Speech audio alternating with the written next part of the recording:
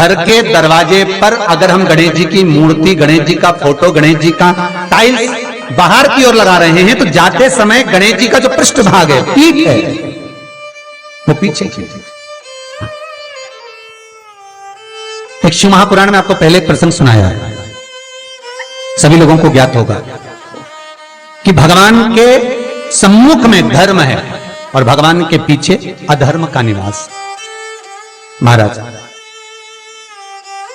ये दुनिया के लोग जो भगवान की परिक्रमा करते हैं ना, जितने भी लोग भगवान का परिक्रमा करने जाते हैं, मंदिर जाते हैं, परिक्रमा करते हैं, ये लोग मंदिर में जाकर जब पीछे प्रणाम करते हैं तो कभी मौका मिले तो एक बार इनसे पूछना जरूर कि भैया आपने कोई शास्त्र, आपने कोई पुराण कभी पढ़ा है?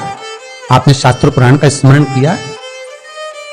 हमारा कोई शास्त्र, कोई पुराण, कोई वेद यह वर्णन नहीं करता कि मंदिर के पीछे हम प्रणाम करें, हम मंदिर के पीछे नमन करें, हमारा शास्त्र वेद वर्णन नहीं करता। और देखे तो लक्ष्मी ने कहा, प्रभु जब गणेश जी के सम्मुख में रिद्धि सिद्धि, श्री, तुष्टि, पुष्टि, शुभ लाभ, सारे धन देने वाले, संपदा देने वाले जब गणेश जी के अग्रण्य रहेंगे तो पीछे बिठाने में क्या दिक्कत है? आप भर दे दो। भगवान विष्णु ने तथास्तु कर दिया। दरिद्रता दुख तुम्हें वर देता हूं कि तुम गणेश जी के पृष्ठभाग में विराजमान होगे। इसलिए निवेदन है, मंदिर में नहीं, घर के अंदर, घर में जहां सबसे आगे फ्रंट में गणेश जी की टाइल्स, गणेश जी की मूर्ति, गणेश जी का फोटो प्रथम भाग में बिल्कुल बाहर फ्रंट में घर के दरवाजे के नहीं लगाना। क्यों?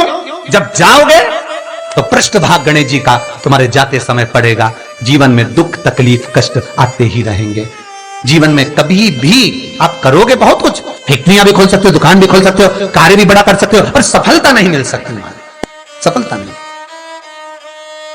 और यदि आपके घर में पहले से टाइल्स लगी है, मूर्ति लगी है गणेश जी की, हटा नहीं सकते, तो निवेदन है, एक फोटो गणेश जी का जब बाहर निकलो तो अपने, जब उधर फोटो लगाए तो एक फोटो बाहर जाते समय अंदर की ओर मुख करके लगा दीजिए, उससे वो दोष समाप्त हो जाता है। महाराज, वो दोष समाप्त। गणेश जी अगर लेकर आ रहे हैं तो बैठी हुई मूर्ति लेकर आए, और गणेश जी लाए मना नहीं है। गणेश जी जब लेकर आए तो घर में बिठाने के लिए ला रहे हैं तो राइट सूंड का गणेश लेकर आए, सीधी हाथ का। आपका सीधा हाथ देख लेना, उसी के हिसाब से गणेश जी को अपनी ओर रखकर, या गणेश जी का सीधा हस्तकमल देख लेना। आपका तो उल्टा मान्य होगा जब आप देखेंगे तो गणेश जी का जो सीधा हस्तकमल हो, उस साइड अगर गणेश जी की सूंड है तो वो सूंड का गणेश घर के अंदर विराजमान हो। उल्टी सूंड का गणेश, लेफ्ट सूंड का गणेश, ये गणेश व्यापार, व्यवसाय, फैक्ट्री, दुकान, बिजनेस, ऑफिस जगह पर विराजमान हो। बहुत ध्यान देना, उल्टी सूंड के गणेश बहुत कम बनते हैं। क्यों कम बनते हैं? इसका शास्त्रीय प्रमाण है। कभी किसी मूर्तिकार के पास जाना और मूर्तिकार के पास जाकर पूछना, भैया तुम उल्टी सूंड का गणेश क्यों नहीं बनाते? जितने भी बनते सीधी सूंड के बनते। कभी पूछना उससे, वो बताएगा कि उल्टी सूंड के अगर गणेश जी बनाए, 50 गणेश जी अगर उल्टी सूंड के बनाए हैं तो उसमें से कम 30 गणेश जी अपने आप टूट जाते हैं या बिगड़ जाते हैं। ये शास्त्रीय है। उल्टी सूंड का गणेश बहुत कम पक पाता है या मिट्टी का बन पाता। और यदि आपने अपने हाथों से भी उल्टी सूंड का गणेश मिट्टी का बनाया तो 10 दिन पूजन करोगे, 10 दिन के अंदर वो मूर्ति, वो सूंड, वो गणेश जी चटक जाएगा। उल्टी सूंड का गणेश टिकता ही नहीं है, वो बीच में से खंडित हो ही जाएगा।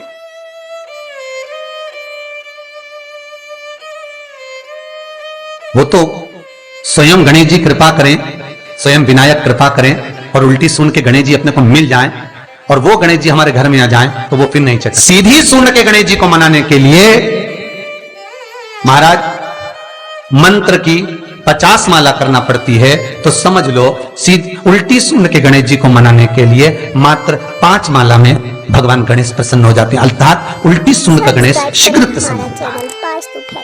महाराज, ब्रजमंडल में जब कभी जाओ, मथुरा के पास में वृंदावन से आगे लोहवन पड़ता है।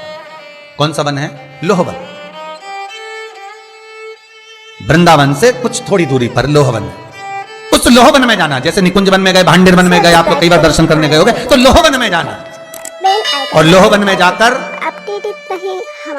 थोड़ा सा सरसों का तेल लेकर अपने ऊपर से 21 बार उतार कर लोहवन में भगवान शिव का स्मरण कर कर, यमुना का स्मरण कर कर, विष्णु और कृष्ण का स्मरण कर कर, वो तेल सामने एक मूर्ति मिलेगी जिसका शीश नहीं होगा, उस मूर्ति पर चढ़ा देना।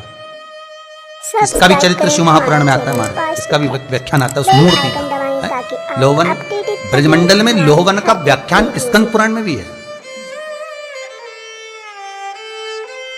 आप मेहनत कर रहे हो, फल नहीं मिल रहा, आप दुकान खोल रहे हो, चल नहीं रही है, आपका चित्तवृत्ति, आपके जीवन में सफलता आ ही नहीं रही, तो कहीं मत जाइए। आपके जीवन में 25 बार अंगूठी बदल के देख लिया, कभी पुखराज पहन लेते, कभी मोती पहन लेते, कभी नीलम पहन लेते, कभी कोई महाराज ने कहा तो ये कर लिया, कभी कोई महाराज बोला तो ये कर लिया, फल नहीं मिले, कहीं मत जाओ, कुछ मत पहनो, उसकी शरण में जाओ, उसकी शरण।